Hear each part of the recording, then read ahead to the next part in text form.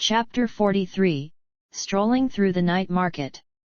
Facing the old woman's malicious shouting, the girl lowered her head and dared not say a word. Otherwise, she would be beaten when she got home at night. Some people around couldn't bear it. "Auntie, you just ate a big bowl yourself, and the little grandson ate quite a bit too. Look at him, he doesn't want to eat anymore. It wouldn't hurt to let the granddaughter have some of what's left," someone spoke up. "Yet, both the grandson and granddaughter are the same. Why be so biased?" another person chimed in. "Your favoritism is too obvious, Auntie. You and your grandson eat well every meal, while your granddaughter only gets a small bowl of porridge all day. You'll wear this girl out sooner or later." People were exchanging comments, and the old woman felt embarrassed and angry. She retorted, "Mind your own business. You should worry about yourselves first. If you feel sorry for her, you can take her away." Heartless. The people around were angry but helpless. With food so scarce, they could barely sustain themselves, let alone a 10-year-old girl. They could only sigh and sit quietly in their places. Jingren witnessed the whole process, but she didn't speak up. People's desires are insatiable. At this moment, the old woman suddenly got up, put her grandson down on a cool mat, and said to the girl, "I'm going to the restroom. Watch over your brother."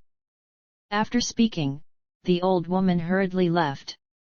The girl sat down quietly beside the boy, held him in her arms for a while, and then looked around at the people nearby.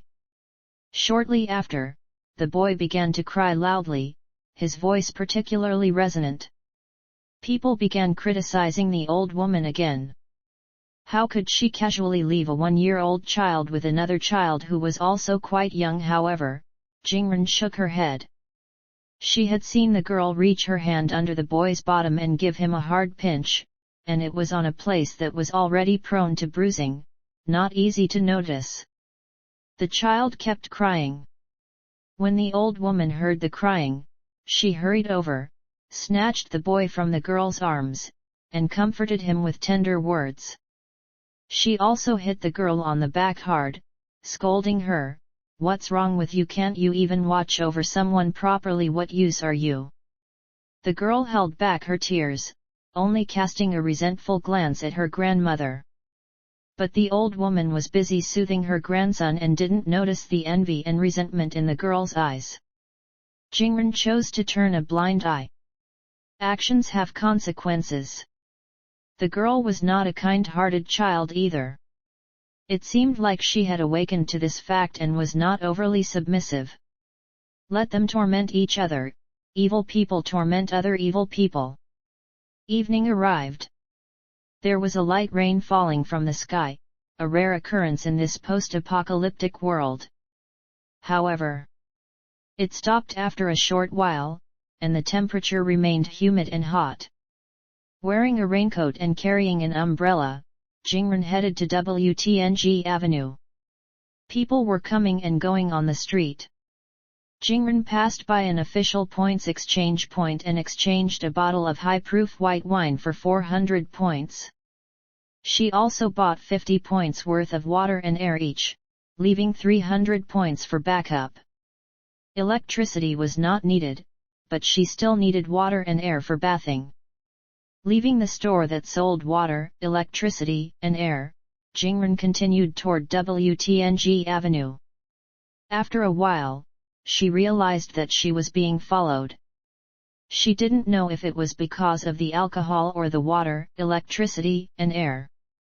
She quickened her pace and headed into a quiet and deserted alley without surveillance cameras. The group following her also followed suit. However, as soon as she turned into the alley, they lost sight of her. The alley was empty. Where did she go? Damn it, we lost her. She must be up ahead. Let's catch up quickly. The group hurried forward. As they passed by a pile of goods, one of them tripped over something and fell quite unceremoniously. "Why are you following me?" a dispassionate voice echoed in the darkness. Jingren walked out slowly and looked coldly at the group. The group realized that they had encountered a tough opponent, and the leader angrily said, "We don't want any trouble. Hand over your backpack, and we'll leave immediately." "What if I say no?" The group frowned. "There are so many of us, and you're just one person. Do you think you can win against us?" Jingren looked at the group, her eyes calm. "Then you should be prepared to be counter-killed." "Hey!" The group clearly hadn't expected Jingren to say that. The leader retorted in anger, "You're bluffing. Charge, grab her, and we can have some fun later." The group drew out their machetes and rushed at Jingren. Her eyes flickered, and she released a series of wind blades. A series of whooshing sounds filled the air, and the group immediately let out painful screams as one by one they fell to the ground, blood spattering all around. Jingren stepped back a few paces, moving behind a stack of goods to avoid the spray of blood.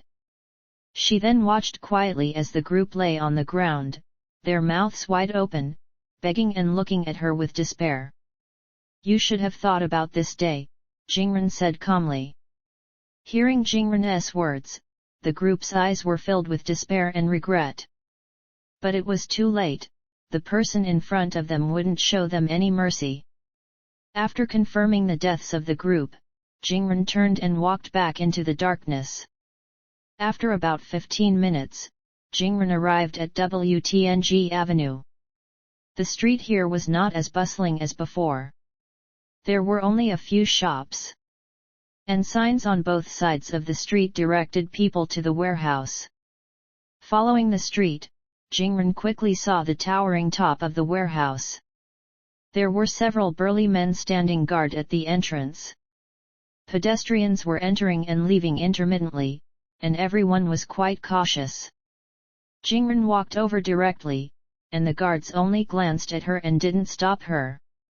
Walking into the factory area where the warehouse was located, the sound of low chatter came from inside.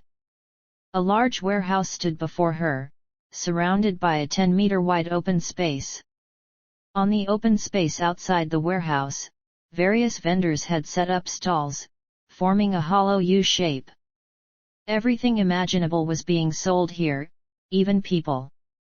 Most of them were children, with a few adult women as well. Jingren checked out the various stalls one by one, looking for items she recognized. After walking around the U-shaped area, she only found common items. There was food available, but the prices were exorbitant and not what she was looking for.